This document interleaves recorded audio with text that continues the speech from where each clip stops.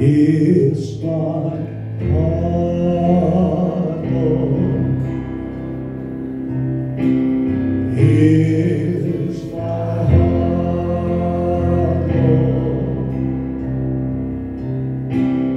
It's my heart, Lord. Speak what is true. It's my heart, Lord.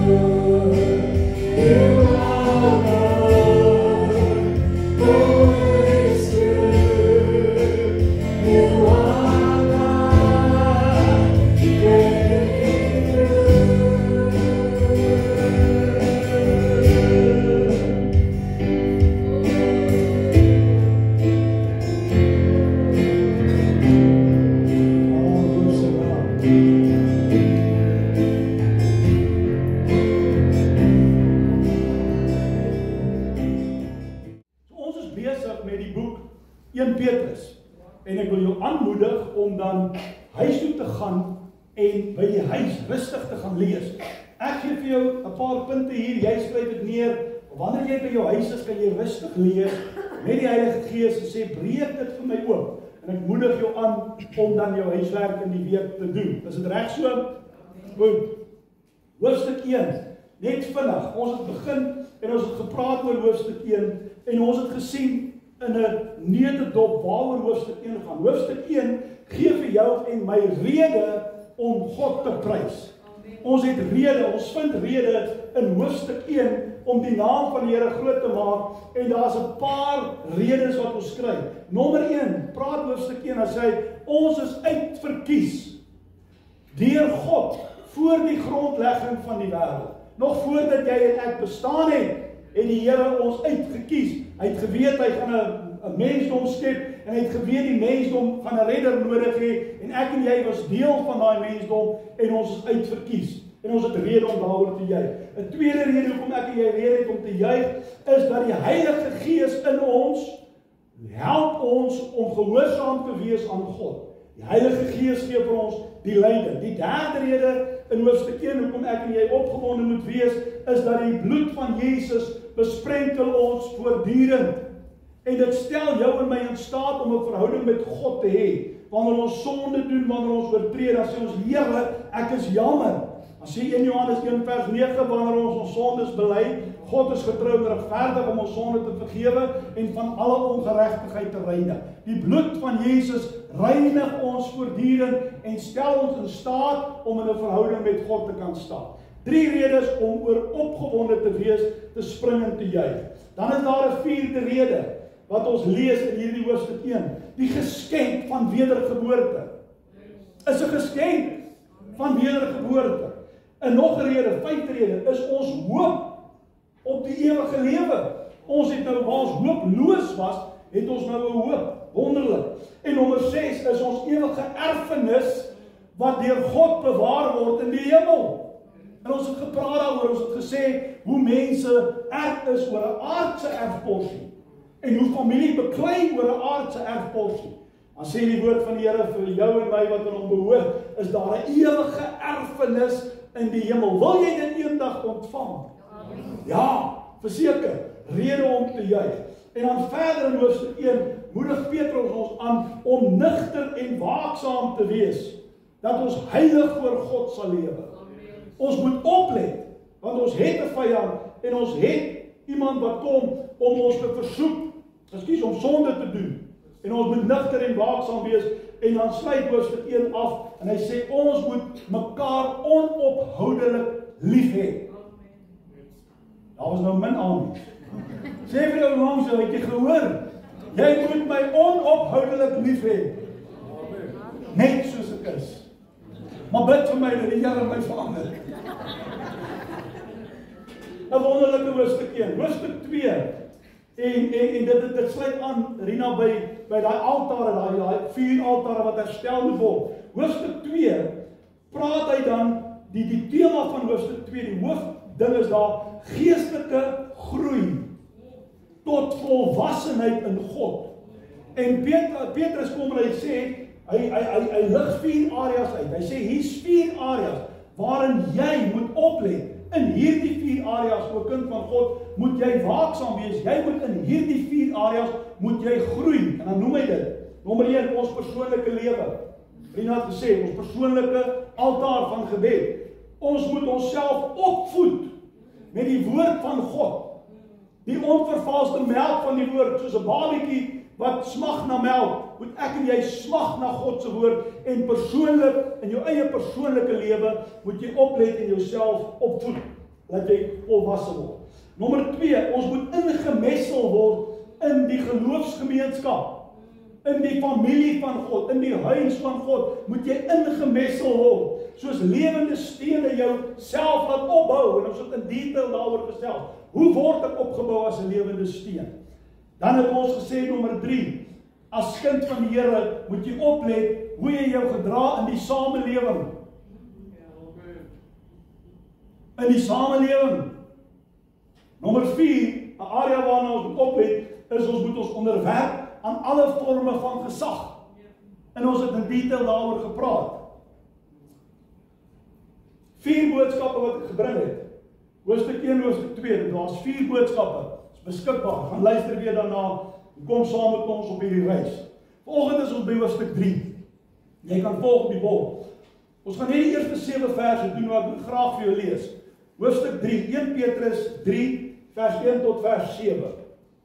Net so moet julle vroue aan julle eie mans onderdanig wees, sodat as sommige aan die woord ongehoorsaam is, hulle ook deur die wandel van die vroue sonder woorde gewin kan word. As hulle julle reine, godvreesende wandel aanskou het. Julle versiering moet nie uiterlik wees nie, haarvlegtery, omhang van goud en aantrek van klere nie, maar die verborgde mens van die hart in die onverganklike versiering van 'n sagmoedige en stille gees wat baie kosbaar is voor God. Vers 5. Want so het vroeër ook die heilige vroue wat op God gehoop het, hulle self versier en hulle was aan hulle eie mans onderdanig. So Sarah gehoorsaam was aan Abraham en hom Heer genoem het, wie se kinders julle geword het as julle goed doen en geen enkele verskrikking vrees nie. Vers 7. Net so moet julle manne verstandig met hulle saamleef en aan hulle, die vroulike geslag, as swakkere eer bewys, omdat julle ook mede-erfgename van die genade van die lewe is, sodat julle gebede nie verhinder mag word nie. 7 verse, ek het nou vinnig gelees, ons gaan dit nou so bietjie uitpak. Jy gaan by die huis, gaan jy stadiger daardeur werk. 'n Klompie verse, maar 'n paar belangrike aspekte wat net hier vir ons uitspring uit hierdie paar verse. As jy die manne sou vra, watter gedeelte spring vir jou uit in hierdie 7 verse? Dan gaan party van die man sê, vrouens moet onderdanig wees. Ok, nou is julle vrouens by julle, dis hoe julle nou ja, amen gesê. Onthou wat ek 'n vorige keer vir jou gesê het, gemeente, ons kan nie 'n enkel vers vat en ons eie teologie rondom 'n enkel vers bou nie. Daar's 'n konteks. Jy kan nie net sommer jou eie opinie vorm nie. Ja, vrouens moet onderdanig wees, die Bybel sê so. Waar het jy dit gelees? Jy het nou net daai versie gevat. In elk geval die konteks uit, ek gaan nou vir jou verduidelik. Maar jy hoor wat ek sê? So hierdie versie vorm deel van 'n paragraaf, vorm deel van 'n hoofstuk, vorm deel van 'n boek, vorm deel van die Bybel en daar's 'n konteks wat ek en jy moet verstaan. Die konteks van Petrus wat ons so ver behandel het, gaan oor geestelike groei.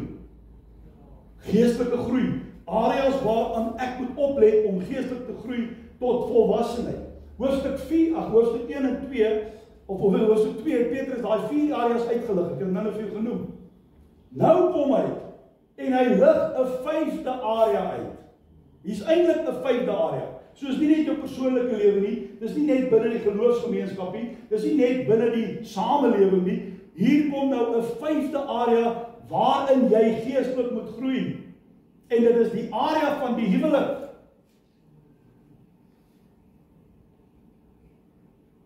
Ons het gesien in hoofstuk 2 hoe ons onsself moet gedra in die samelewing, hoe ons onsself moet gedra in die huis van die Here, die familie van God. En nou gaan dit hier oor hoe die man en vrou moet optree binne die huwelik. Dis wat Petrus hier aanspreek. En in al die fasette van ons lewe moet God verheerlik word.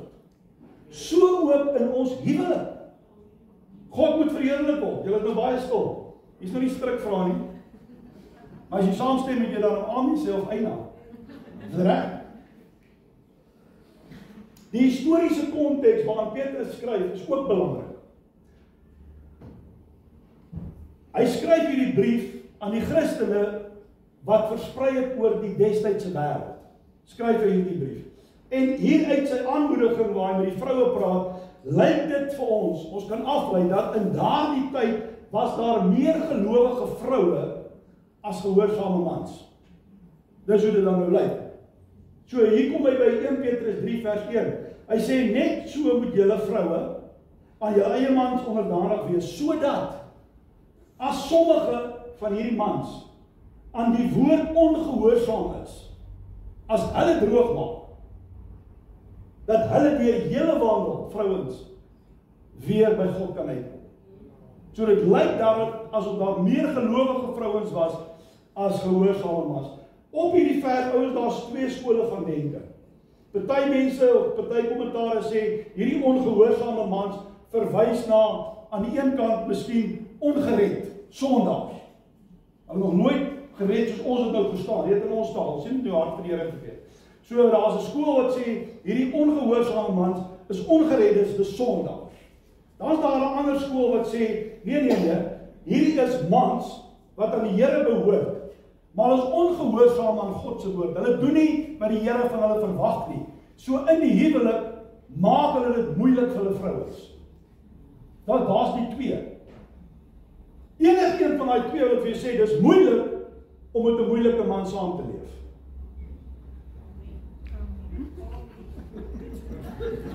Okay, waarom klap om?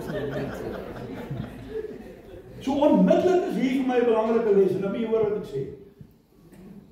Hier's jong mense. Trou wanneer jy trou. Trou met 'n wedergebore kind van God. As jy met 'n sondaar trou, 'n Filistyn trou, dan het jy probleme met jou skoonpa, die duiwel. Hoor wat ek sê? Kies vir jou 'n man of 'n jong dame wat uitverkoop is vir God. Want of hy nou ongehoorsaam is en of hy ongered is, jy gaan probleme hê. Ek het al gesien in hierdie gemeente. Jy al gesien hoe lyk 'n jong mannetjie wat verlief is. Hoe hy flinder hier in, maak die regte geluide, hy romance hierdie jong lady, jong dame, hy is elke dag in die kerk, die hande is hoog in die lug, tot sy ja sê, tot hy met haar trou, dan vat hy weg, en dan sien ek later, dat hulle nie die Here dien nie. Jong mense, waar is julle? Kyk vir my in my oë. Ma en pa, wat jou waaragtig lief het, wat die beste vir jou soek, is gewoonlik reg, waar hulle jou waarsku teen daai jong man en daai jong meisie. Maar jy is so verlief of verlore, pa en ma so old school, surely, hierdie is die vrou van my lewe wat die Here vir my gegee het, en ma en pa die rooi ligte gaan aan, en hulle waarsku, en die dogter steun haar nie aan haar ma en pa se raad nie, en sy trou met 'n persoon wat nie 'n godsman is nie. En andersom. Ek hoop jy kry daai waarskuwing. Luister vir jou ouers. As jou ma en jou pa jou lief het, ek wil dit net vir 'n oomblik noem, is hulle 'n motief dat hulle jou regtig nie geluk in die lewe gun nie. Want dis wat jy sê. Nee ma, jy is nou sommer net snaak. Julle gun my nou nie eens 'n plesiertjie nie. Julle het nog hierdie seentjie nog geoordeel nog voordat hy in die huis gekom het. Julle kla julle made up your mind already. Jou pa en ma het jou lief. Hulle soek die beste vir jou. Dink jy hulle motief is om snaaks te wees? Nee, hulle motief is om jou te waarsku. Luister na jou ouers. Nou is die vraag, hoe gemaak, wanneer jy nou in so 'n verhouding is, in so 'n huwelik, waar die man of ongehoorsaam is aan die Here, of die Here nie dien nie, hoe gemaak? Jy is nou daar. Ouers, die verkeerdste ding, dames, sê dit met liefde, die verkeerdste ding vir jou om te doen, is jy wat gaan probeer om jou man te verander. En om heeldag vir hom te preek. Dis die verkeerdste ding om te doen. Wat jy is belangriker as wat jy sê. Jou lewe, mevrou, is jou beste preek. Jy hoef geen woord te gebruik nie. In die vorige hoofstuk praat Petrus met die slawe en hy sê, 1 Petrus 2 vers 18, hy sê, diensknegte, slawe, wees julle Here onderdanig met alle vrees. En hoor nou mooi, nie alleen aan die wat goed en vriendelik is nie, maar ook aan die wat verkeerd is. Ons het daaroor gepraat. Jy is in 'n situasie, jy het 'n moeilike baas, hy gee jou al die drama op aarde, en jy is daar geplan, hoe met jou gesindheid teenoor 'n werkgewer wees wat jou sleg behandel. Jou verhouding met God moet so in plek wees dat dit jou getuie is. Die manier hoe jy God dien, die manier hoe jy God liefhet, moet daardie baas, hy weet, hy sien iets in jou raak. En op 'n manier kan God by hom uitkom deur jou stille getuienis. Dis die konteks hier, vrou, dat as jy hier sou staan in so 'n situasie, as vrou moet jou keus, jou saggeaarde, rustige gees, jou aangename ondergeskiktheid, die grootste bewys wees van jou verhouding en jou liefde met God. Jy's heel eers in 'n verhouding met die Here. En daai verhouding moet so straal en so liefdevol wees en jy het so sagte gees. En ons sê nie, jy verstaan die konteks, sê nie die man trap jou en behandel jou sleg. En daar's fisiese geweld nie. Dis 'n ander situasie. Ek praat van in hierdie konteks. Julle met my?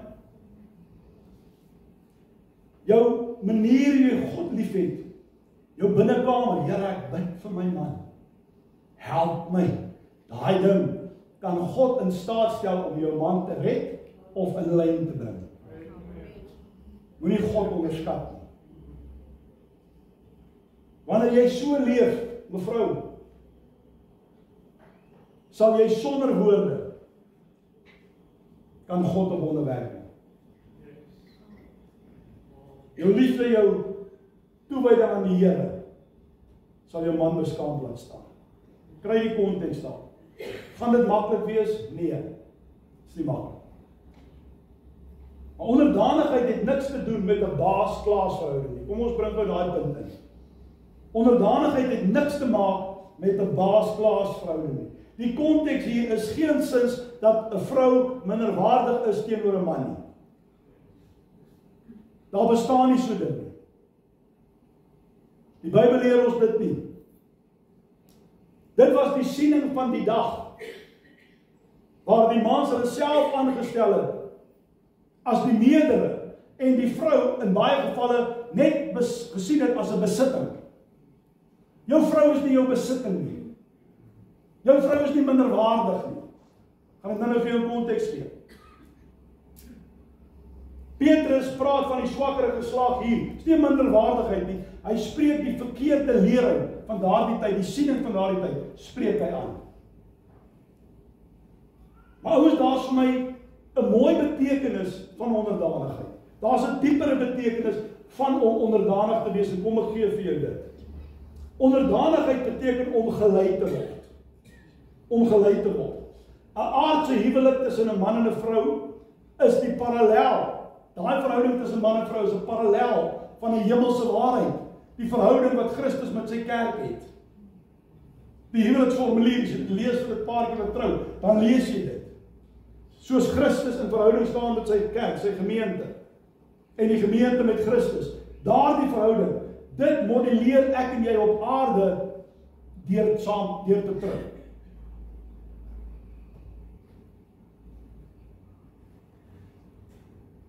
Ons verstaan die groter konteks van die Bybel. Dat Jesus is die bruidegom en ek en jy is die bruid. En die bruid laat toe dat die bruidegom, dat Christus, laat ek en jy toe dat God ons lei. Is ek en jy afhanklik van die Here vir sy voorsiening, vir sy kragtige hand, vir sy leiding? Doen ons dit vrywillig? Maar ons sê, Here, waar U lei, volg ek gewillig. Dis die verhouding. Die man is dan die hoof, soos Christus die hoof van die gemeente. En die vrou, die bruid, ons die bruid. In daai verhouding, dis wat hier aangespreek word. Nie baas-klaas nie. Vrou, jy moet hoor, die Bybel sê jy moet onderdanig wees. Ek is die baas. Nee. Jy lees 'n verkeerde boek. Dit beteken, die vrou sê, my man, ons sê wel hoe sê mens nou, die ruiter op die wit perd, jy weet, of my held op die wit perd. My man is my alles. Vrou, is dit nie lekker om in 'n verhouding te staan te sê, my man, ek wil hê jy moet ons lei. Ek wil jou volg. Daar's vertroue. Daar's die onderdanigheid. Jy gaan in die pad staan. Ek gaan volg. En saam gaan ons 'n koppel wees in die lewe. Kry jy die konteks? Verstaan jy dit? Efesiërs 5:22. Vroue, wees aan julle eie mans onderdanig, soos aan die Here. Daar's die konteks. Want die man is die hoof van die vrou. Pieter sien hier staan dit. Nee, lees die konteks. Soos Christus ook die hoof van die gemeente. Dis hoe dit werk. En hy is die verlosser van die liggaam. Maar soos die gemeente aan Christus onderdanig is, so moet die vroue dit ook aan hulle eie mans wees. Manne, julle moet julle eie vroue lief hê, soos Christus ook die gemeente lief gehad het en homself daarvoor oorgegee het. Ek is nie die baas nie, maar die man se voorreg om as leier jou lewe te gee vir jou vrou en jou kinders. Self-sacrifice. Julle kry die konteks. Daarom is die verhouding tussen 'n man en vrou gebaseer op 'n vertroue. 'n Vertroue dat my man my en my huisgesin veilig sal lei. En ek gaan hier support en ons is saam. Julle het hom? Iemand met amen sê julle is baie stil.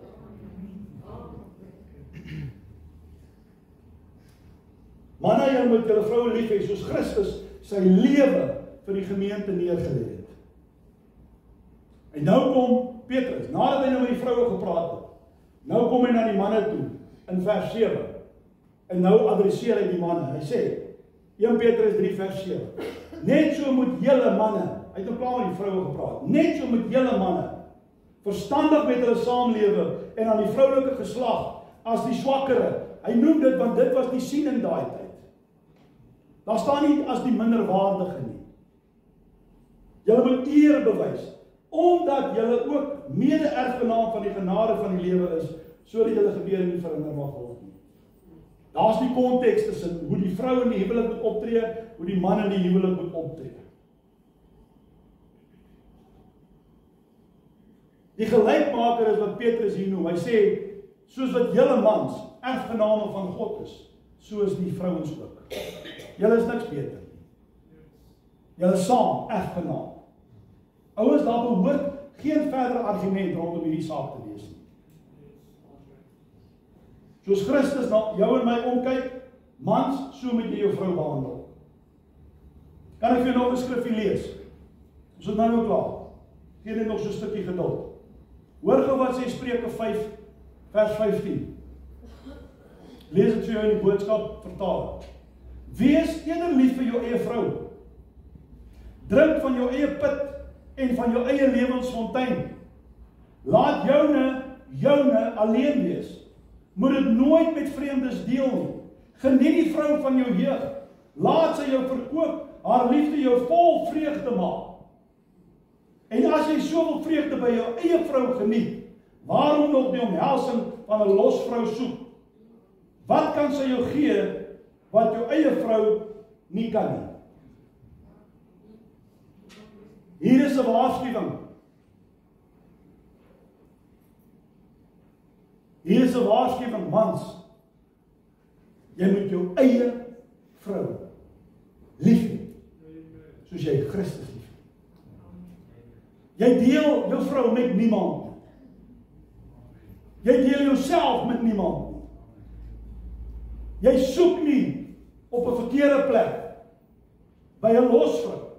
En jy kan gaan lees, party plekke sê hy 'n prostituut. Hy sê dit. Drink uit jou eie fontein. Geniet jou vrou. Gaan lees dit in al die vertalings, jy gaan wonderlike dinge ontdek as jy nog nie raak gelees het.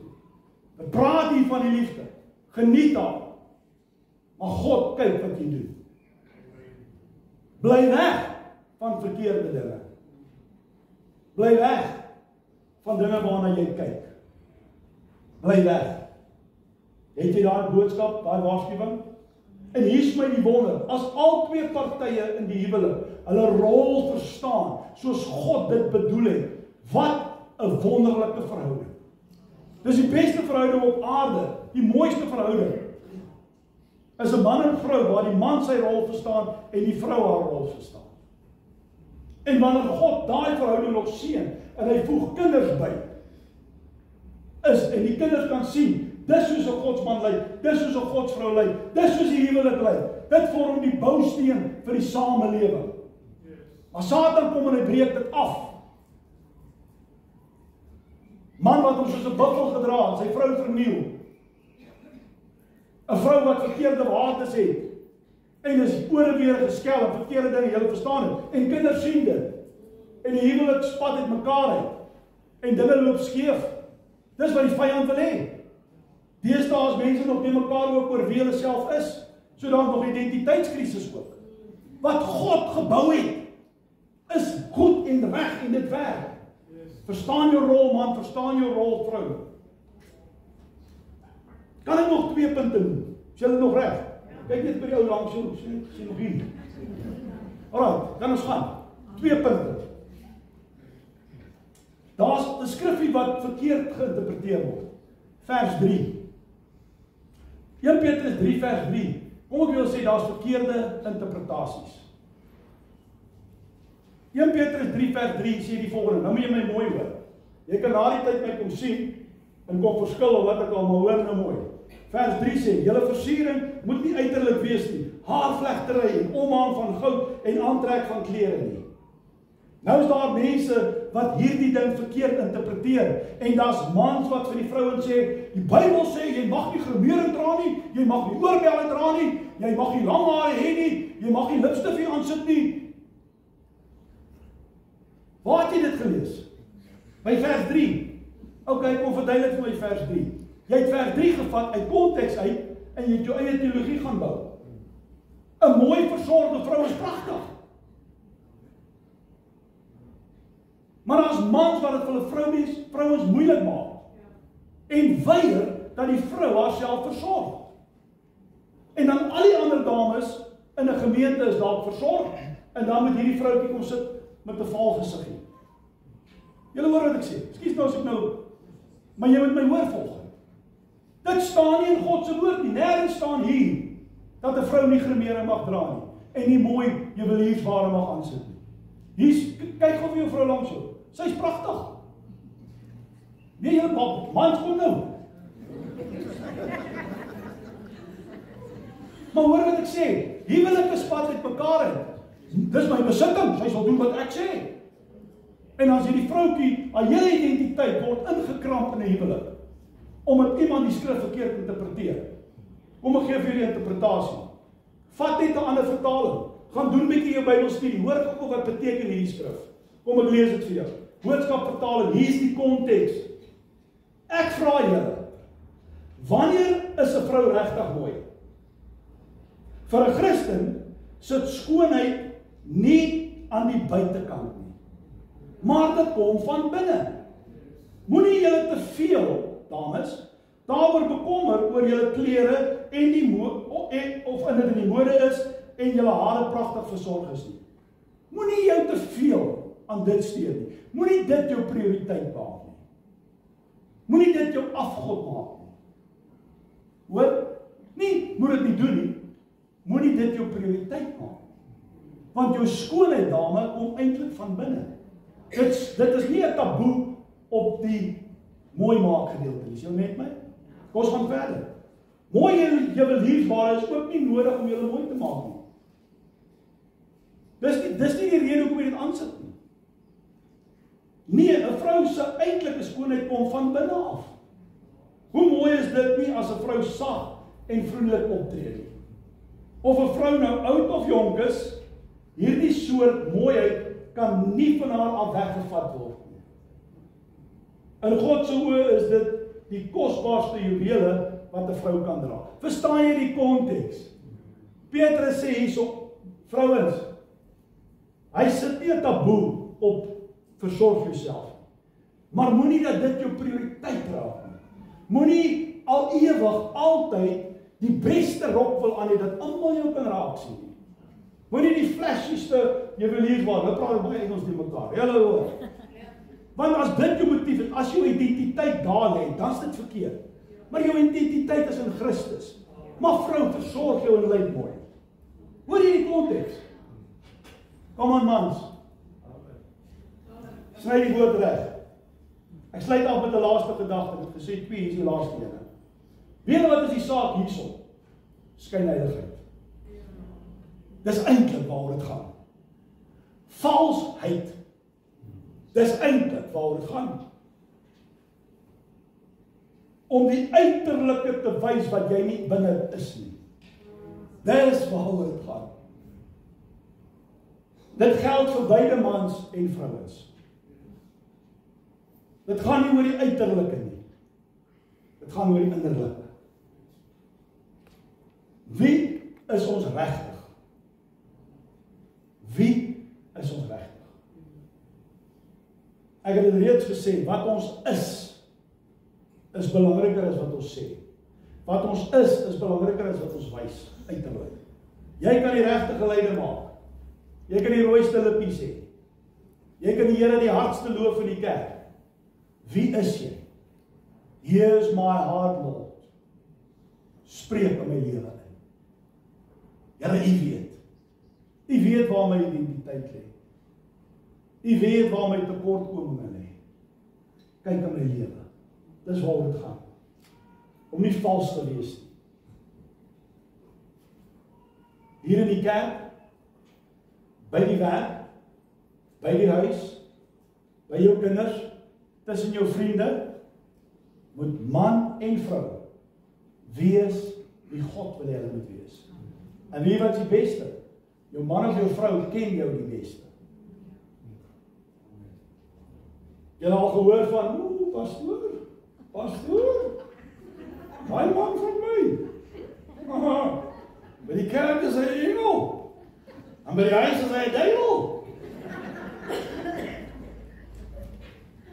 Pastoor, daai ou liewe sagte vroutjie van my.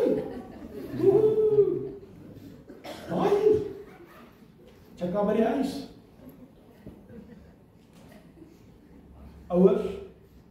Ouers, kinders is nie onnoosel.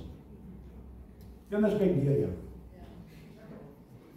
Ek dank God, en ek probeer hard, en my seuns het 'n oop gesprek met my, as ek droog maak, moet hulle my kom sê. Ek dank God vir pa en ma wat ek gehad het.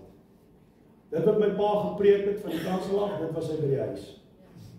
Ek het nooit 'n ander pa gehad. Mag ek so pa wees. Mag jy so man en vrou wees. Moenie by die kerk 'n engel wees. Maar die huis in jy duiwel. Staan julle die huwelik? Nou vat ons dit. Hoofstuk 1, hoofstuk 2, hoofstuk 3, is al waar ons nou is. En ons het soveel dinge weer herontdek. Dat God ons uitgekies het voor die grondlegging van die aarde. Dat hy sy Heilige Gees in ons plaas om gehoorsaam te wees. Dat hy ons besprenkel met sy bloed. Die geskenk van wedergeboorte, die nuwe hoop wat ons het, die ewige erfenis. Dis die wonder. Dan vers 2 kom die verantwoordelikheid na jou en my, hoofstuk 2. Wat sê, kyk na jou persoonlike lewe. Kyk na jou gebedslewe. Vat die woord. Lewe reg in die gemeente, lewe reg in die gemeenskap. Onderwerp jou aan gesag, ons het daaroor gepraat. O ja, en dan hoofstuk 3. Hoe lyk jy in jou huwelik? Hoe word God verheerlik in jou huwelik? 3 hoofstukke. Gaan lees dit weer by die huis. Ons het nou net by vers 7 by hoofstuk 3. Die Here ons spaar, dan gaan ons ander keer weer aan. Het jy iets ontvang vanoggend?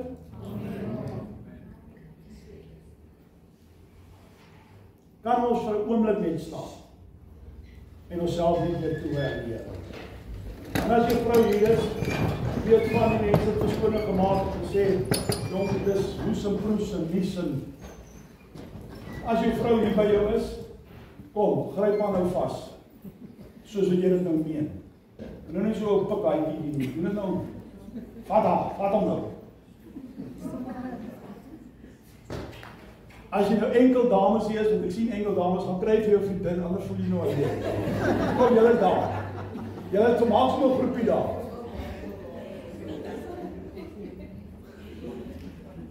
Ouens, God's design is perfect. Hier gaan die vyand kom net en hy alles wat God gemaak het, wil hy afbreek. En hy kry dit reg. En huwelike in 'n kerk lyk partykeer erger as huwelike buite. Mans, neem jou God gegewe mandaat, soos Christus. Hier is my vrou, hier is my kinders, I will die for them. Maar ek moet ly. Wat Rina gesê, die pa moet sê, hier kom, ons sit weer, ons doen huisgodsdienst. Of ons wil bou ons verhouding met die Here. Kom vrou. En die vrou moet sê, my man, ek vertrou jou. Ek is hier, ek ondersteun.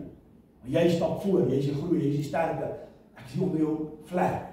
Maar ons is gelyk, julle het daai nog gemaak. En dan kinders. Here, wat 'n oggend, wat 'n afspraak. Ons harte is verbly. Here, U het gekom op 'n wonderlike manier. Heilige Gees, soos wat U gebid het, kom doen soos U wil. U het kom doen in hierdie diens. U het met ons 'n afspraak vanoggend gehad, sommer van die begin af. Dankie vir Pastoor Ron en Rina, Here, wat kragtige instrumente in die hand is. Bless them with power and endurance. Increase their ability. Wonderlike werk wat hulle doen. Hulle het ons kom seën vanoggend, Here. U het deur hulle gespreek tot ons harte. Ons kon heerlik sing, ons kon tyd neem om U te aanbid. En die gemeente het gesê, kom, bring die woord, ons sal luister. Here, dis op my hart, op my lewe ook van toepassing. Mag ons die manne en vroue wees, Here, soos U dit bestem het, en in die area van die huwelik ook geestelik groei om God te verheerlik. Help ons kinders wat nog besluite moet maak, Here, op 'n lewensmaat, o God, lei hulle in die waarheid, is ons gebed in Jesus naam. Here, ons wil net dankie sê. Ons wil U net loof en eer. Alle lof, en dan binne kom U toe. Seën ons wat ons hier staan, waar huwelike vanmôre, man en vrou. Here, laat hulle nader en nader en nader aan mekaar groei en ook nader aan U. Dankie vir vriendskappe en vriendinne wat 'n mens ook mag hê. En hulle wat dalk enkel is, Here, U is die God wat saam met hulle wandel. Dankie vir U liefde. Gemeente sê, Amen. Amen.